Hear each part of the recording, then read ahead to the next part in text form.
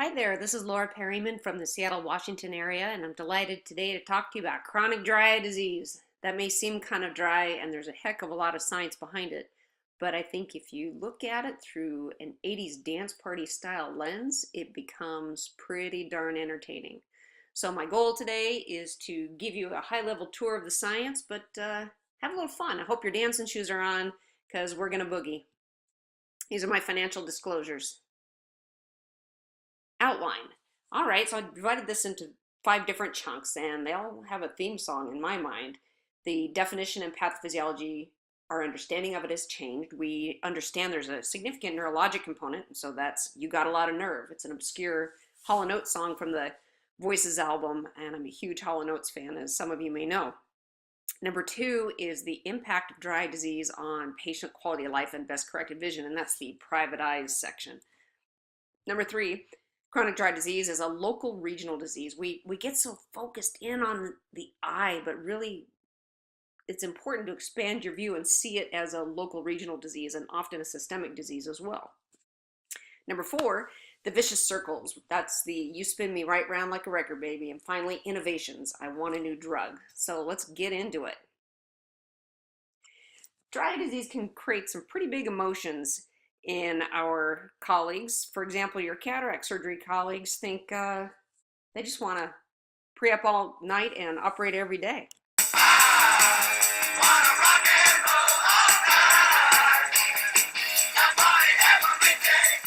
Some of them can feel like dry kind of gets in the way, and it drives them wild, it drives them crazy. You drive us wild, we'll drive you crazy. I think dry is a heck of a lot of fun. My friends wonder why I talk about dry all the time. What can I say?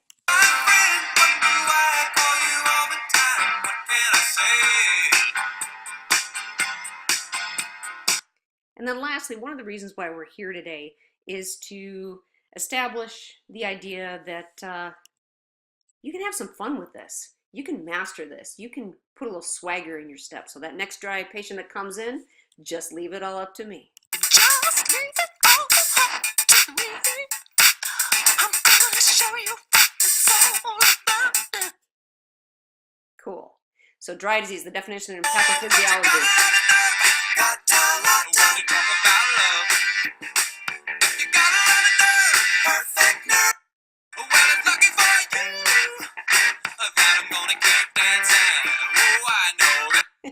So let's get into it.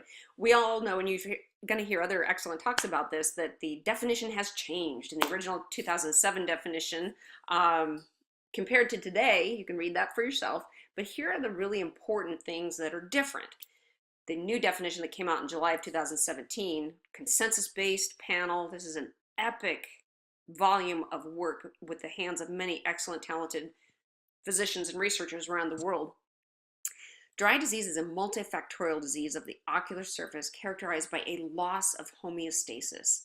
This thing is supposed to run without our awareness and without damage to the eye. In dry eye disease, we lose that. It affects the tear film, and it's accompanied by ocular symptoms in which tear film instability and hyperosmolarity, ocular surface inflammation and damage, and neurosensory abnormalities play etiologic roles. Neurosensory, isn't that interesting? Inflammation, yeah, I think that's pretty well accepted. Salty tears, hyperosmolarity, sure. The real new one, the big surprise, is the neurosensory component. So let's explore that. Here is a figure of the lacrimal functional unit, and this is a remarkable system because you have these corneal nerves on the surface constantly sensing the quality of the tears and the environment, dust, temperature, evaporative load, etc., and sending signals to the brain. The brain takes that information, integrates it, and sends out command fibers back to the lacrimal functional unit apparatus.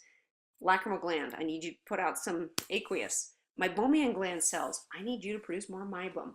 Yes, the meibomian glands are neurobiologically connected to the central nervous system. That's kind of cool.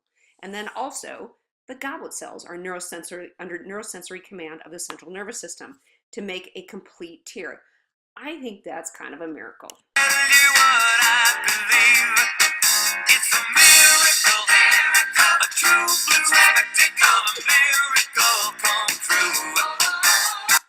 Pretty amazing. Here's another picture of the neuroanatomy. Think neuroanatomically, think pathways, referred pain, migrainous pain. If anything seems out of the ordinary, go ahead and image them. Look for other situations when you have that non-garden variety dry eye disease. Here's another picture of the brain. And what I want to point out is you have the eyeball way out over here. And look at all this other neurologic real estate that's involved in the processing of sensation on the ocular surface. Not to mention the command fibers that regulate the homeostatic control of the tear film. Pretty remarkable stuff. A couple things to point out. In the context of corneal neuropathic pain, you can have loss of inhibitory fibers from the more superior parts in the brain that dampen and control and modulate the incoming pain responses. And when that goes haywire, now you've got essential neuropathic pain. I call that the how of ow. So you've got this stimulation on the ocular surface in the dry eye patient that can't homeostatically control anymore. So that can be in the form of mechanical stress, thermal stress, evaporative stress, and osmolar stress. And these are all subtypes of nociceptors or pain receptors in the corneal subbasal plexus. Those subtypes, mechano-polymodals and cold nociceptors, send signal to the ganglion neurons. This is where the signal is amplified, sort of like plugging in your electric guitar into your amplifier, turns up the volume. In the case of neuropathic pain patients, that volume is cranked all the way to 11. That's a Spinal Tap reference. Then what happens is it gets sent to what I call the big black box. That's for central processing. The trigeminal brainstem nuclear complex sends out two commands, one signaling for pain to the other parts of the brain, and the other part is tearing and blinking. And this becomes a very interesting thing to be observant for in your dry eye patient. That's the first thing I notice when I walk in the room is the patient's blink pattern. That tells me a lot.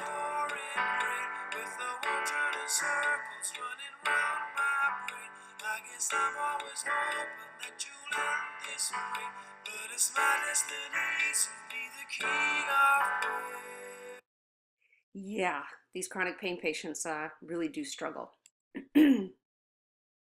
Okay, here's an example of what I call splint blinking. This is a patient with a history of breast cancer. She has tattoo eyeliner, and oh, her eyes are just so very dry. Watch this blink pattern. This can tell you a lot as soon as you walk in the room. Tell me how your day's going. Oh, it's going. You know, I wanted to ask you, I do use Restasis. We read something somewhere that there's, or maybe we saw it on TV, there's another eye drop that's prescription only. Yes. What are your thoughts on that? Is that any more effective, or is it just basically, you know, the same thing but a new name? Well, that's a fantastic question. And what I'd like to do is do a thorough examination and have a look, and then we can talk about its utility for you. That poor lady, she really does suffer. 3+ staining. Her ocular surface is pretty rough. Here's another example of splint blinking. This patient has rheumatoid arthritis, and she just wants her eyes protected from that evaporative stress. She just wants to close them. But, you know, at night it's... Do you just want to close them? Yes. Yes. Yes. Does it feel better when you blink, right? Feels better when they're closed. That tells you a lot when that patient gives you that kind of history. Here's a surprising example of a blink pattern.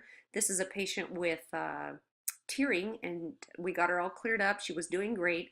Came back in saying, Dr. Perriman, I've had tearing for the last couple weeks, and I'm looking at her blink pattern, and I figure out what the problem is. So I want you to look closely at that outer third of the orbicularis muscle. Oh, that's interesting.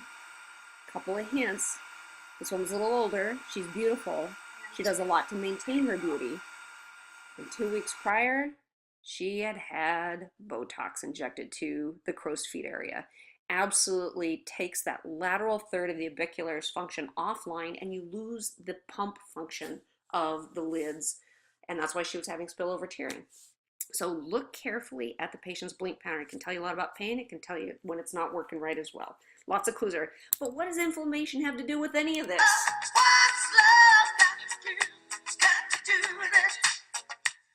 Go Tina. She's a sassy girl. I love her. This is my grandfather on the ranch in Montana, and he always said, Laura, you can't ride a three-legged horse. And what he means by that is you need a four-stable structure to get to where you need to go. And I love this analogy for understanding the DEWS-2 diagnostic algorithm. There's four parts to this. There's the question and triage, ask the questions, do questionnaires. There's risk factor analysis. That's an underappreciated component. Really add up that patient's risk factors. I'm going to show you a cool little wheel resource tool that I use in my exam lane later on in the talk. Then there's our diagnostics. I definitely use osmolarity testing on essentially every dry eye patient. I'll do inflammatory testing on every new patient and until they are negative, and then I'll test them if there's a flare-up in their chronic dry eye disease. And then lastly, you classify and treat your dry eye disease patient. And the big red circle is indicative of that huge component of meibomian gland dysfunction. Here's a little more explanation of the inflammation component. Mother Nature designed that lacrimal functional unit to maintain perfect homeostatic control no matter how cold it is, no matter how windy it is, no matter what's going on in your environmental world, so that you can maintain a stable tear film to survive.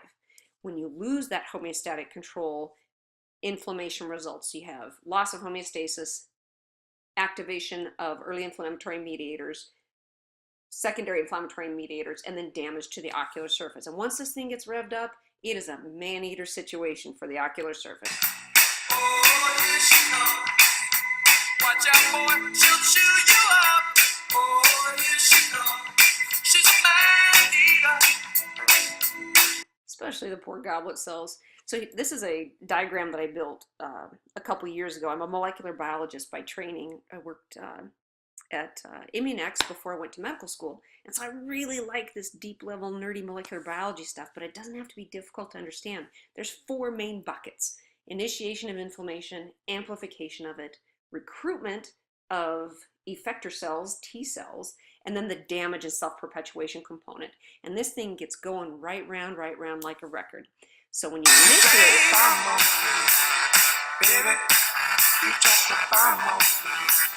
inside the cell, you have its activation of all these secondary messengers inside of the cell, which essentially act like you dropped a bomb on me inside the cell, and it puts everything on high alert. This is where you have an early activation of MMP9, ICAM upregulation, then there's recruitment, adhesion, migration, T cell activation, Th1, Th17 cell differentiation. I call those Cheech and Chong, right? Because they're both mischief makers. And then finally you have all of the effector damage phase. And once you get that, you get more aberrant activation. The stars are where we have peer-reviewed evidence of IPL as a modality for addressing the inflammatory burden. Things you see in blue is peer-reviewed literature demonstrating effectiveness at that point in the inflammatory never-ending story for cyclosporin, and where you see purple is the peer-reviewed literature on what we have for lifitegrast. And I suspect the purple areas will increase as we gain more secondary research knowledge on our new molecule. Okay. The point is inflammation can rub you raw. It can, once you get activation of the T cells and inflammation, you can actually get these secondary nerve abnormalities, and we're going to explore that molecular biology next. And that has impacts on the lacrimal functional unit, as we just talked about. Let's explore that a little bit more. If you ignore all this before you send your patient for cataract surgery, your high performance dreams are going to get jacked up. Here's the molecular biology, this amazing paper that came out in March of 2017. What they found was that IL-1 and TNF, those early phase inflammatory mediators that I showed you in that four-phase inflammatory story chart, they upregulate nerve growth factor. Well, that's good if you have an acute injury or an acute infection and you need to repair the damage. That's how the system is designed. The problem with chronic dry eye disease and neuropathic pain, but that's a digression, dry eye disease, is that when it is chronically turned on, you have this high affinity nerve growth factor receptor activity, which is this dysmorphic stimulus on the subbasal plexus. These nerves are, you'll have to take my word for it because it takes a trained eye. This is confocal imaging.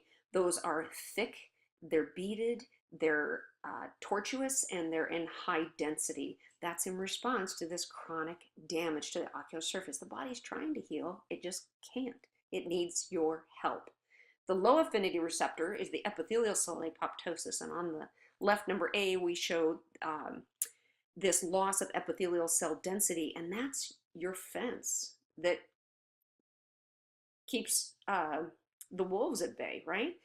The damage to the epithelial cells creates then opportunities for other things to get through there and activate the dendritic cells.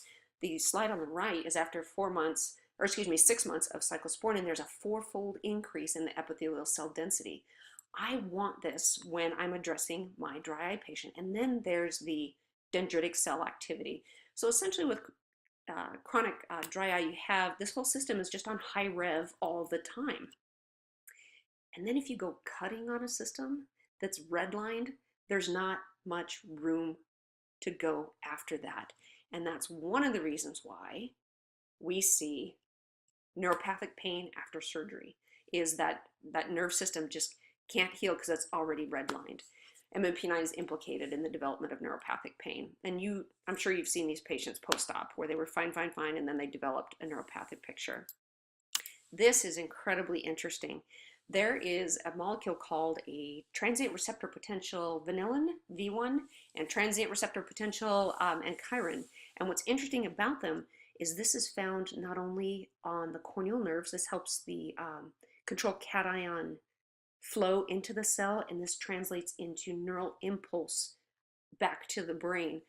These receptors are found on the nerves and the dendritic cells. So not only are the nerves and dendritic cells in close proximity in a chronic dry disease patient situation, they use the same language to communicate that there's a problem. Couple of interesting things. Formalin. Oh, that's interesting. So if you have a corneal neuropathic pain patient, make certain that they have cleaned up their cosmetics of any and every formaldehyde donating preservative as a way of hopefully eliminating some of the external drivers of these two receptor potentials. The second set of arrows that just dropped down helps you understand why omegas are helpful in dry eye disease and in neuropathic pain. Very, very interesting. And then there's the inflammatory component. This is where inflammation meets the nervous system on a molecular level, not just a structural level. I think it's pretty remarkable myself. So we wrote a series of articles exploring cosmetics and their offending ingredients. And this is a infographic that you can find in our most recent article that came out in January issue of Advanced Ocular Care. And those are the ingredients that you want to make sure your patient is reading very carefully for on everything they're using around their face. And that goes even for aftershave, shampoos, face washes. Everything has to be cleared up of these ingredients, especially for those corneal neuropathic pain cases. And remember, this is driving the inflammatory burden as well. So get rid of those ingredients. They're terrible. Well, TRPV1 and TRPA1 are called vanilloid and ankyrin. And to me, that looks a lot like vanilla ice.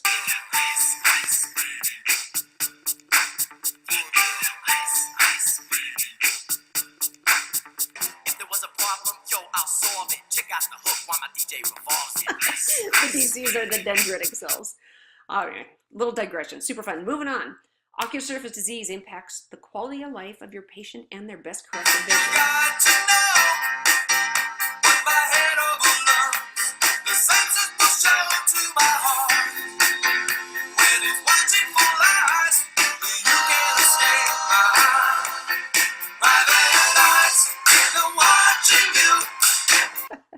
Private eye section.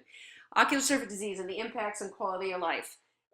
We know that got distracted there, I got to turn that message off, that if you ask a patient how many years of life are you willing to live less in order to be free of your ocular surface disease, the answer is the same as if they had moderate to severe heart disease. And I find that jaw-dropping. That's missed graduations, birthdays, grandchildren, etc. So that tells you just how miserable dry eye can be for your patients. We know that visual performance can be affected and patients' quality of life, and it's even associated with cases of depression. You recognize this before your patient goes for a surgery, you're the hero.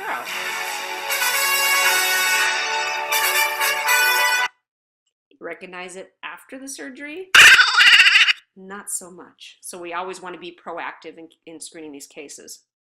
Fluctuating vision is a key thing to ask for in your dry eye patients. It turns out in a prospective study, so we're going to have some proof coming along the line that dry disease does progress if it's left untreated. And from the initial closure of the intake of the prospective study, they found that nearly 6 out of 10 patients reported moderate, severe, or very severe fluctuations in vision versus only 10% of normals. Dry disease is a vision disease. This is something Scotty Schachter taught me, and I think he's completely right. How else does dry eye affect visual acuity and the quality of life? Fantastic paper that came out in the Ocular Surface. Just a quick nerd side plug. This is the one journal that I pay for and have for 10 years. I love it. When it arrives in the mail, I'm just like in nerd heaven. Amazing journal. Well worth the subscription, no financial interest. Looks at the visual impact of dry eye disease, and some of this interblink breakdown of the tear film helps us to understand a little bit more the visual impact of dry eye disease. This is a point spread function analysis. This is an objective way of saying, yes, I see why you're having the fluctuations of vision that you're having. On the left is normal. There's a tight, consistent point spread function in a stable tear film in a young, healthy patient. The one on the right is older and has dry eye disease, and you see this slow degradation of the point spread function. And if you throw a multifocal lens on top of that, you're going to have a patient with compromised visual performance, and they're probably going to be pretty unhappy. So this becomes an objective way to look for it preoperatively. Dr. Coe, this paper came out in Cornea in 2016, and I love it because, according to him, there's no sign-symptom disconnect in dry eye disease. Actually, when you look at it from an optical point of view, it matches dry eye disease perfectly. Well, what does he mean by that? Well, the symptom of glare is forward light scatter. The symptom of blur is higher order aberrations and backward light scatter. Fluctuation is higher order aberrations. And then fatigue, that sense that, oh gosh, I just want to close my eyes. That's a combination of all of these things. So functionally, this correlates with dry eye just fine. Wavefront aberration studies, the top line shows aberration in wavefront prior to treatment for dry eye disease, and the bottom row shows significant improvements in their wavefront aberrations after treatment for dry eye disease. And obviously, the one in the bottom is a much better candidate for being happy after their multifocal IOL. So I maintain that this is actually an underappreciated component of visual dissatisfaction in our older demographic. Moving on, chronic dry disease is a local regional disease. It's not just the cornea, it's not just the tear film or the lids. It is a local regional disease.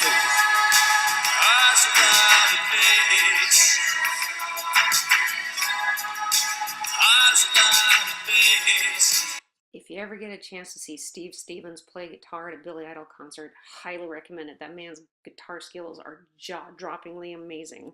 Anyway, skin and eyes overlap, not only anatomically, clinically, but immunobiologically. So instead of focusing on that little eye and how red it is, take a bigger view. Look at the whole face. Look for signs of rosacea. Look for other stigmata disease. Look for comorbid disease. Dermatology and ophthalmology overlaps. We share a lot of unpleasant turf with our dermatology colleagues, and the one I want to focus on just for this discussion is rosacea. Rosacea and meibomian gland dysfunction. It's estimated that 80% of rosacea patients do suffer from MGD. Rosacea-associated meibomian gland dysfunction is associated with a worse prognosis, and we need more tools to address these patients. You need to be more aggressive in treating them. Everybody's familiar with the Lunt paper that up to 86% of ocular surface disease patients in that study had evidence of MGD alone or MGD plus aqueous deficiency dry eye disease. And they described an association. They did not call it a causation. I see that misquoted all the time. 20% of ocular rosacea patients precede their facial rosacea. So you've all had patients that you see rip-roaring telangiectasias on their eyelids. You send them to the dermatologist for an IPL. Patient comes back, oh, the derm didn't think I had rosacea. So frustrating because you know they would benefit from it. Well, we're working on ways around that. And then lastly, rosacea can be disfiguring, and it very much affects somebody's quality of life, like this guy. I've got scars and lumps and bruises, plus something here that oozes. And let's not even mention my complexion. But despite my extra toes and my goiter and my nose, I really want to make a love connection. Help this guy absolutely treat the rosacea component of their dry eye disease. This is a consensus paper that came out last year. This was ophthalmologists and dermatologists, and they got together to talk about common ground for describing, diagnosing, and treating rosacea. And here's the good news. The ocular manifestations now are considered a major diagnostic feature of rosacea. I like asking my patients about stinging and redness and burning of their skin, especially in reaction to common cosmetics and skincare. That can be a sensitive thing to ask for. Let's explore this a little bit more. Here is a histogram, H&E stain, looking at inflammatory cells and evidence of Demodex within pustular rosacea. There's 4 main types of rosacea: pustular, erythematous, rhinophymatous, and then finally ocular rosacea. Exacerbations: UV light, temperature, environment, skincare products, red wine.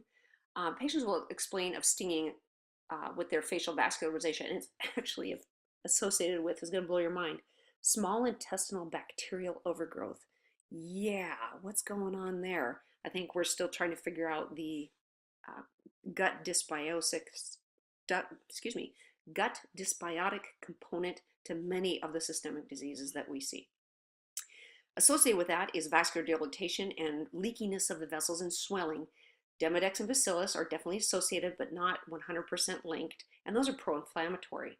What's interesting about skin rosacea is that there's an impact on the epidermal nerve fibers and in substance P, which is very, very similar to what's happening on the ocular surface with ocular rosacea. Both of these things improve after IPL therapy. Okay, vicious circles, new concepts in ocular surface disease.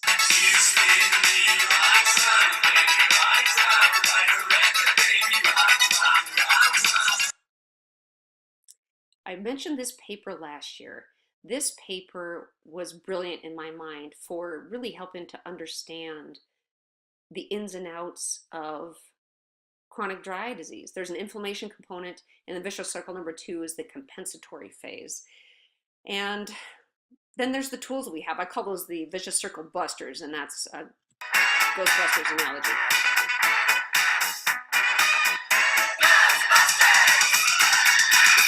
Okay, I have this laminated in every lane that I see patients in.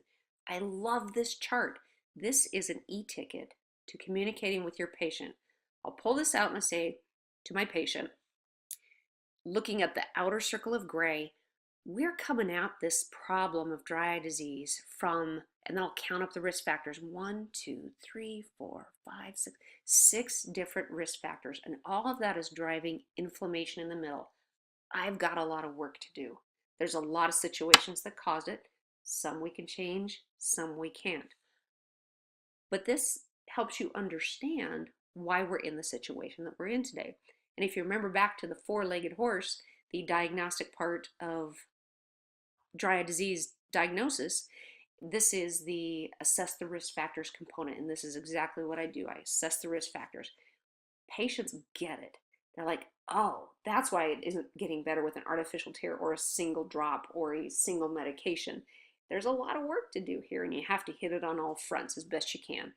And I love it when my patient gets on board, because now I'm like, okay, now we can get somewhere.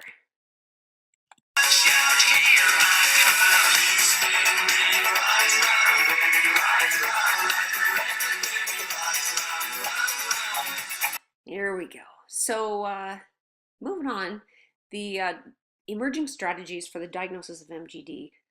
This was another groundbreaking paper, and some of the same authors off of the Baldwin paper were involved in this literature, and it took the vicious circle that I just showed you one step further. This is fascinating.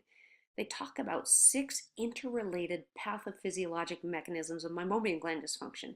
It's not simple obstruction. That's not what's going on. There's 6 things that interrelate with each other and exacerbate each other when it comes to meibomian gland disease. Here they are.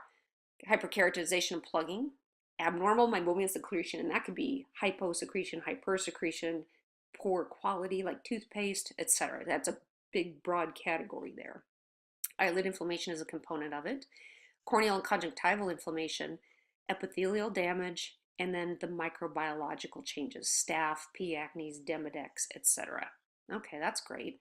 Good luck remembering all 6 of those. So I just rearranged it, and I see that MGD is a bit of a beast, like a medieval one.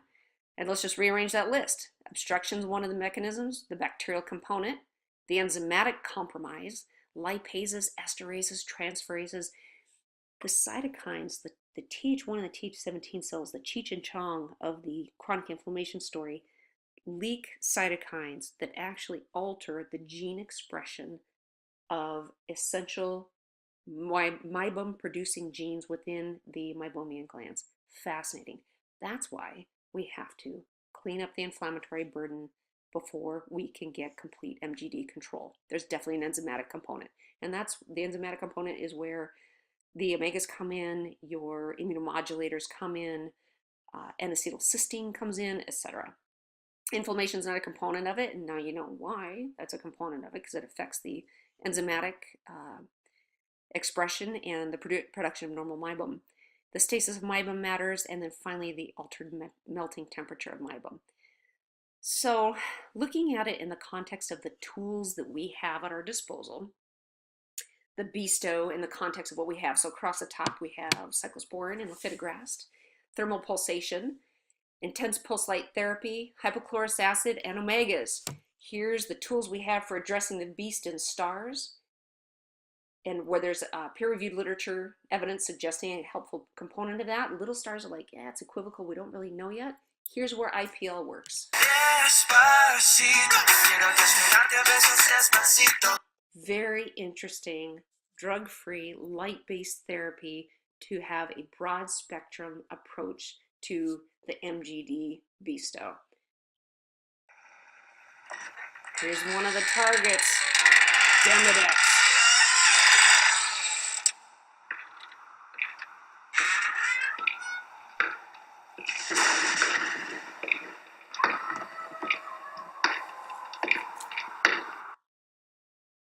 Demodex, here's an electron micrograph showing Demodex in a follicle, and what's rather remarkable of it is that there's a nest of bad guys there, and they're really, well, gross. And what might help scrubs? Well, you're probably only getting those superficial 10, and you've got that huge big nest left over. Tea tree oil? You're probably not going to smoke out the guys in the back of the cave, right? How about IPL? Now we've got a full thickness approach to get at that entire nest. What do these things remind you of? I think it looks a little bit like the alien chest bursting myself. And they also remind me of zombies. And, you know, zombies are a little hard to get rid of, but you need to do it.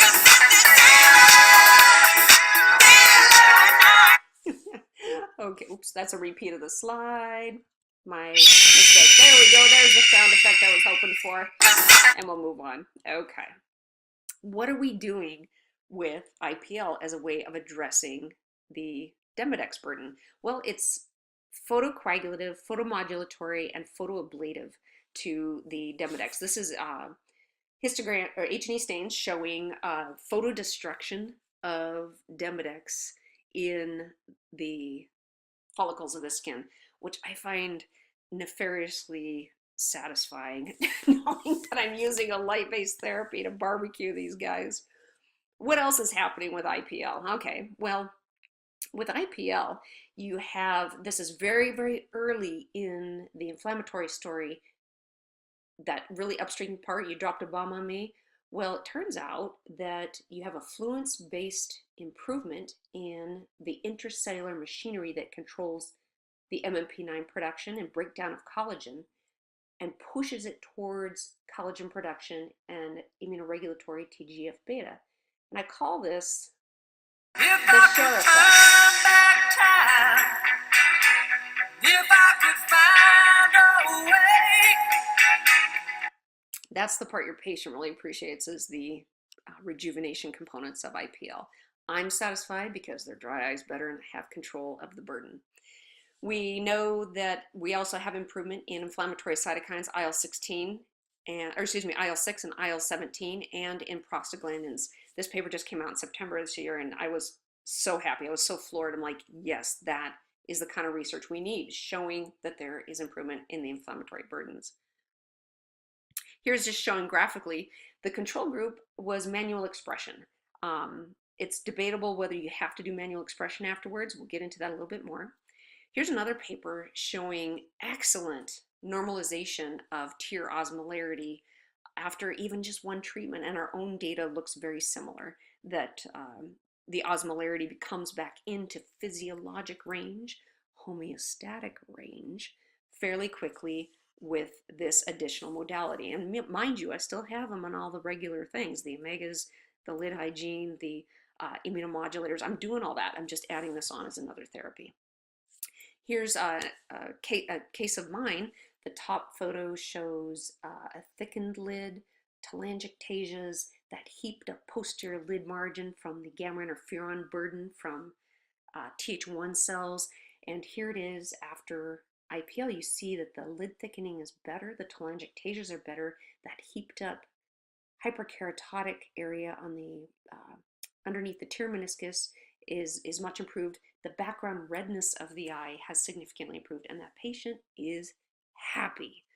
We have data showing that the MMP9 burden responds beautifully to IPL therapy. Here's an MGD patient, really red, but she doesn't necessarily have rosacea. This picture on the left is her MMP9 burden in early August, and this is in October after her IPL treatment. So within 2 months after one treatment, she was able to convert to negative. We have a significant number of patients that converted to negative on their MMP9 burden. Here's another example. Upper left corner photograph is before treatment, very red cheeks, thickened lids, sort of a dull ocular surface. She's a dry eye patient for sure. And then we have after one treatment on the upper right, lower left we have after 2 treatments, and on the lower right we have, if you look very closely, excellent improvements in the thickness of the lid. It's more normal. The luster of the eye has improved. The texture of her skin is improved. The color of her skin, and if you look very, very closely, she even has improvement in her fine lines, which is the part that she's most happy about. I like the fact that her cornea looks much better.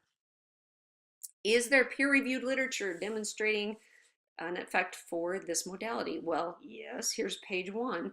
And when I did a review of it, I listed the key findings, and essentially, despite the variations in technique and light dosing, etc., there seems to be a fairly consistent improvement in signs and symptoms in MGD treatment using IPL. Here's page 2 of the peer-reviewed literature that I was able to find to date. So the common recurring themes that we have: improved signs, improved symptoms, improved tear breakup time, improved tear meniscus height, improvement in telangiectasias, lid margin, osmolarity, Schirmer's, meibomian gland expressibility, meibomian gland scores, etc. Improvement in the symptomatology, which everybody cares about. Very high patient satisfaction. Our internal data shows on a scale of 1 to 10 a satisfaction median of 8.8. And then we have significant results despite the varying protocols. So I think it's fairly forgiving as a modality. Here is a brand new paper, e-publication ahead of print, just came out the first of the year, showing meibomian gland acini on confocal microscopy. On the top, you have before, this is an MGD patient, before treatment. You see that, constipated meibum, these dilated acini, etc. And afterward, on the bottom, this is after treatment. The dilated, constipated, sludgy acini improve significantly after IPL treatment. Here's another, this is the same picture, and they were also able to show improvements in symptoms, the tear breakup time, the staining score, and the meibomian gland expressibility score. The control group was warm compresses, scrubs, and lid massage. So if all that was still a little bit much, I made this little slide showing the 4 different branches of the pathophysiologic mechanisms of rosacea, and here's where IPL works. Pure energy. Pure energy.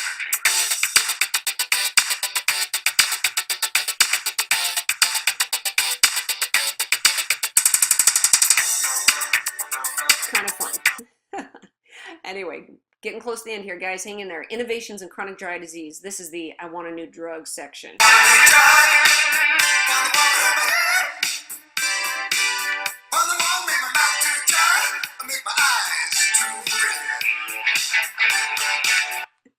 And there's another, I think there's a lecture on innovation, so I'm going to skim through this pretty quick. True Tier, we've had that since May, and it does seem to be a wonderful new tool adjunct for addressing the neurologic component of chronic dry disease, that neurosensory abnormality component. It's a way of orchestrating that normal neural impulse in the command fiber of a complete composition tier. It works best if you take the time to tune up your lacrimal gland, give your meibomian gland some love and optimization, get your goblet cells population as robust as you possibly can, then come along with the neural stim device and orchestrate the song. Brilliant. Casicol is something I would really love to get my hands on. This is an interesting liquid extracellular matrix drop that is showing fantastic corneal healing capacities, and I'm hoping we get it soon, but this is a remarkable approach to the problem. I studied extracellular matrix proteins in the context of breast cancer in medical school, so this is a very interesting approach to the problem, novel. Cyclosporine in a micellar form, I believe that Sun just got their approval this month, so they're pretty excited. Hopefully we'll have some more products on the market, some more alternatives. Aldira is a aldehyde sink, if you will, and may act upstream to all the inflammation story that I've already showed you. I can't wait to see what this data looks like. Lubricin is another exciting modality, and they're very small studies, but they show excellent response in their clinical studies.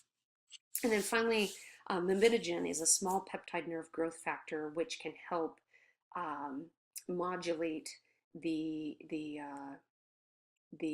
corneal nerves in a healthier way. So we've talked about the definition of pathophysiology. The big takeaway there is this neurologic component to dry eye disease. Number two, think bigger.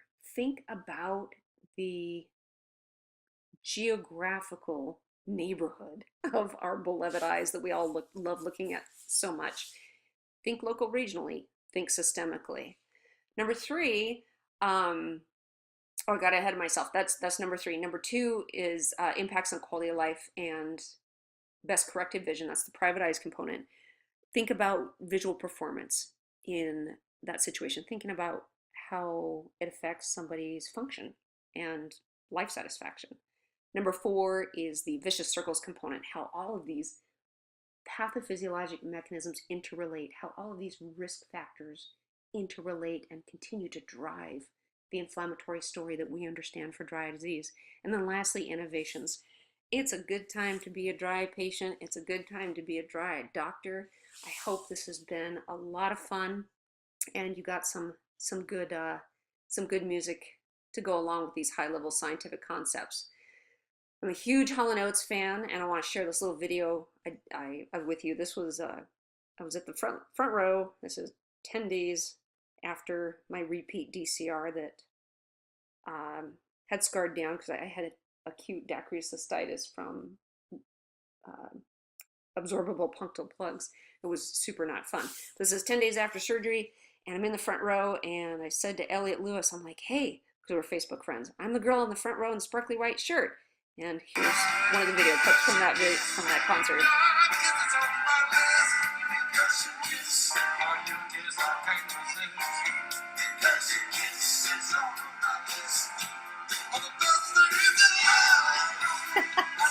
Super fun. He came out on stage and he's like, hey, you're the girl. I'm like, yeah, hope my town treats you well. Have a good night. Super fun. And then finally, no 80s dance party is complete without a little Rick rolling. Because when it comes to being a champion for chronic dry eye disease, I'm never gonna give you up.